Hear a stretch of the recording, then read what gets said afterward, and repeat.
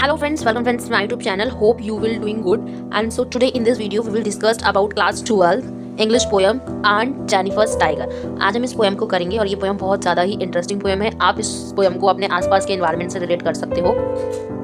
तो बेसिकली इस पोएम में ओवरऑल क्या बता रखा है, इस पोएम में ओवरऑल बता रखा है कि कैसे एक लेडी को डोमिनेट किया जाता है थ्रू हस्बैंड। कि एक जो लेडी है, जो एक वुमन्स है, वो अपने हस्बैंड की अथॉरिटी में ना उसको एंजॉय मिल पाता है और ना वो उसको कोई फ्रीडम है, ना उसके अंदर कोई स्ट्रेंथ है, ना उसके अंदर करेज है। बस वो फियरलेस है, मतलब बस वो फियर है, डरी हुई है, सहमी हुई है, ठीक है, वो इनसिक्योर है, ठीक है।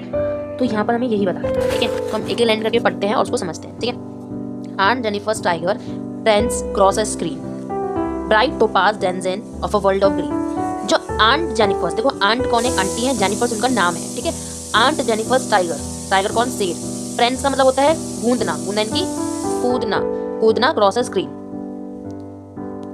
ओवरऑल यहाँ पर ये बता रखा है कि जो आंट जेनिफर्स के जो टाइगर हैं वो स्क्रीन यानी कि वो कपड़े पर क्या कर रहे हैं, कूद रहे हैं। जैसे कि ये स्क्रीन है और स्क्रीन पर उन्होंने क्या करे हैं, ऐसे करके टाइगर बनाए और वो स्क्रीन पे क्या कर रहे हैं, कूद रहे हैं। उन्होंने इस तरीके की पोइट्री यानी कि इस तरीके की एक तस्वीर बनाई है। ब्राइट का मतलब होता है ब्राइट, टोपास का मतलब होता है चमकता हुआ, हीरा की तरह इसको हम बोलते हैं, चमकता हुआ। डैनी जन का मतलब होता है निवासी, of a world of green यानी कि जो हमारे जो टाइगर हैं, जो आंट जेनिफर्स के जो टाइगर हैं वो बिल्कुल हीरे की तरह है, चमकते हुए।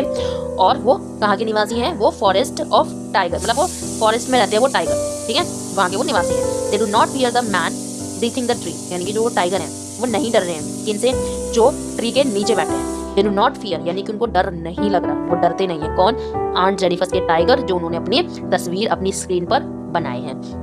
किन से, उन मैन से जो बैनथिंग का मतलब होता है, इसका मतलब होता है बैनथिंग का मतलब होता है नीचे, नीचे जो बैठे हुए हैं किसके, ट्री के, ठीक है।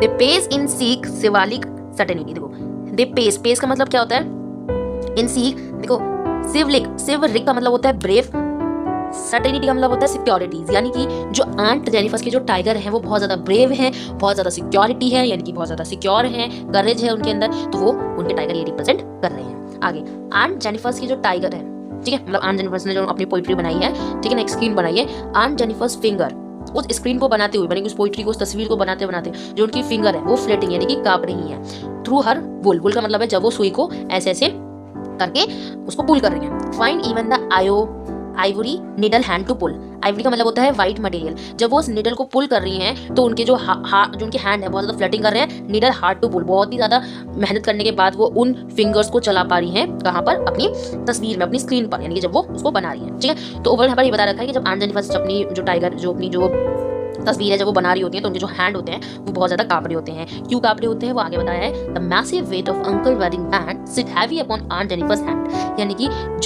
जब वो उस निडल को हैंड पुल कर रही है, यानी कि हार्ड टू पुल, यानी कि जब वो उस निडल को पुल कर रही हैं तो वो बहुत मेहनत, मतलब वो बहुत ही ज्यादा ही कष्ट कर वो उसको पुल कर रही है। क्यों, क्योंकि जो उनके जो हैंड पर जो मैसिव वेट है, वेट का मतलब होता है रिस्पॉन्सिबिलिटी है, किसकी, वेडिंग बैंड की। वेडिंग बैंड यानी कि जब किसी लेडी की, किसी वुमन्स की शादी हो जाती है तो उसके हाथ में जो रिंग डाली जाती है वो एक तरीके से एंटायर लाइफ ऑफ रिस्पॉन्सिबिलिटी हो जाती है कि मैं इसकी वाइफ हूँ एंड मैं इसके ही नीचे काम करूंगी, यानी कि जो मेरी जो अथॉरिटी है, जो मेरी पावर है वो छीन ली गई है और वो जो मेरी पावर है वो मेरे हस्बैंड को दे दी गई है, वो जो बोलेंगे वो मुझे वही करना पड़ेगा, ठीक है। तो वही बताया गया था massive weight of uncle wedding band, कि जो अंकल हैं, जो आंटी की जो अंकल हैं, जो हमारी जो आंटी उनके जो हस्बैंड है, जो उनकी जो वेडिंग बैंड है, जो रिस्पॉन्सिबिलिटीज है वो उनके हैंड में है, sit heavy upon aunt Jennifer's hand, और वो उनके हाथ में बहुत ज्यादा ही भारी पड़ रहे हैं, यानी कि यहाँ पर ये सुई भारी नहीं है या फिर वो रिंग भारी नहीं है, भारी तो सिर्फ क्या है, उनकी रिस्पॉन्सिबिलिटी।